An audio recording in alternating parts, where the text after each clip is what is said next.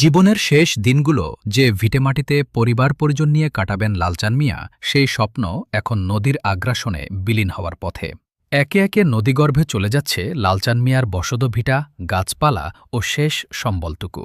চোখের সামনে নিজের ঘরবাড়ি ও ভিটেমাটি হারিয়ে দিশেহারা হয়ে পড়েছেন নীলফামারীর ডিমলা উপজেলার নাউতারা ইউনিয়নের আকাশকুড়ি এলাকার বাসিন্দা লালচাঁদ মিয়া। নাউতারা নদীর ভয়াবহ ভাঙনে সর্বস্ব হারিয়েছেন তিনি। এখন নদীর ভাঙন যেভাবে এগিয়ে আসছে, তাতে তার শেষ আশ্রয়টুকুও টিকবে কিনা এ নিয়ে তৈরি হয়েছে গভীর শঙ্কা। লালচাঁদ মিয়া নাউতারা ইউনিয়নের ২ নম্বর ওয়ার্ডের আকাশকুড়ি এলাকার বাসিন্দা। স্থানীয়দের সঙ্গে কথা বলে জানা গেছে, কয়েকদিন ধরে নদীর পানি কমতে শুরু করার পর নাউতারা নদীতে তীব্র ভাঙন দেখা দিয়েছে। এতে আকাশকুড়ি এলাকার আনন্দবাজারের দক্ষিণ পাশে নদীর তীরবর্তী বেশ কিছু জায়গা ভেঙে নদীগর্ভে চলে যাচ্ছে। সরেজমিনে দেখা যায়, নদীর তীব্র স্রোত ও ভাঙনের কবলে পড়ে লালচাঁদ মিয়ার বসতভিটার একটি অংশ নদীতে বিলীন হয়ে গেছে। একই সঙ্গে তার বাড়ির বিভিন্ন প্রজাতির গাছপালাও নদীগর্ভে চলে গেছে। একসময় যে জায়গাটি ছিল তার পরিবারের নিরাপদ আশ্রয়, সেখানে এখন নদীর স্রোত বইছে। জীবনের শেষ সম্বলটুকু হারিয়ে লালচাঁদ মিয়া এখন দিশেহারা। পরিবারের সদস্যদের নিয়ে কোথায় আশ্রয় নেবেন, কিভাবে নতুন করে ঘর তৈরি করবেন, এ নিয়ে অনিশ্চয়তার মধ্যে দিন কাটছে তার। শুধু লালচাঁদ মিয়া নন, নদীর তীব্র ভাঙন নিয়ে আতঙ্কে রয়েছেন আশপাশের বাসিন্দারাও। নাউতারা ইউনিয়ন পরিষদের চেয়ারম্যান আশিক ইমতিয়াজ মোর্শেদ মনি জানান, নদী ভাঙনে লালচানের ভিটেমাটি ও গাছপালা নদীতে বিলীন হওয়ার বিষয়টি তাকে জানানো হয়েছে। ভাঙন প্রতিরোধে পানি উন্নয়ন বোর্ডের সঙ্গে যোগাযোগ করে প্রয়োজনীয় ব্যবস্থা নেওয়ার উদ্যোগ নেওয়া হবে। আমাদের খুব অসুবিধা হবে, এইটুকু জায়গা আর বাড়ি ঘর করার মতো ক্ষমতা নাই। এটা আমাদের এই যে নদী ভাঙ্গে গেছে, অনেকটা 15 হাত দূর ছিল। 15 হাত দূরে ভাঙ্গা পড়ে গেল। ওই কলা গাছগুলো, এই যে সুপারি গাছ 20-25টা গেছে। ওই নারকেল গাছ ছিল আর 5-7টা, ওটাও গেছে। গুয়ার গাছ ছিল মোটামুটি 25টার মতন, এটাও গেছে।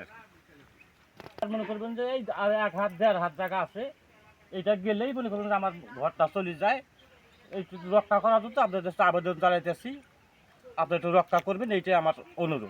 আপনারা ছাড়া নেই, আমার এটুকু জায়গা, আমার 3টা ছেলে বিদেশে কাজ কাম করে, এনে বইয়া খায়। তারপরে যে বাড়ি বিড়াইরা গেটা চলে গেল গাছ, যত বাগান 50-80টা 90টা গাছ, সুবেরি গাছ, নারকেল গাছ, কাঁঠাল গাছ, আম গাছ, নেসু, নট গাছ, সব গাছ গেছে গাছ। আমরা আর কি করে খাবো? কিন্তু পাশাপাশি বাড়ি, কিন্তু আমাদেরই খারাপ লাগতেছে বেশি। জায়গায় তার যদি বাড়িটা ভেঙে যায়, তার কোনো আশ্রয় নেই থাকার। আর এখন যে ভাঙে কোন জায়গায় যাবে, তার কোনো রাস্তাও নাই। পানি উন্নয়ন বোর্ডে কয়েকবার আমরা গেছি, কিন্তু আমাদের কথাগুলো গুরুত্ব দিচ্ছে না। এদিকে আমরা এখানে এই বাড়ি ঘর নিয়ে আমাদের থাকা এমন প্রকার সমস্যা হয়েছে, গতকালকে বাথরুমটাও ভেঙে গেছে। এখন আমাদের বাথরুমটাও নাই। এই থাকার ঘরটা যে ভাঙবে অতি শীঘ্রই, এই ধরনের পরিস্থিতি হয়েছে। এই পরিস্থিতিটা রক্ষা করার জন্য আমি অনুরোধ জানাচ্ছি পানি উন্নয়ন বোর্ডের কাছে।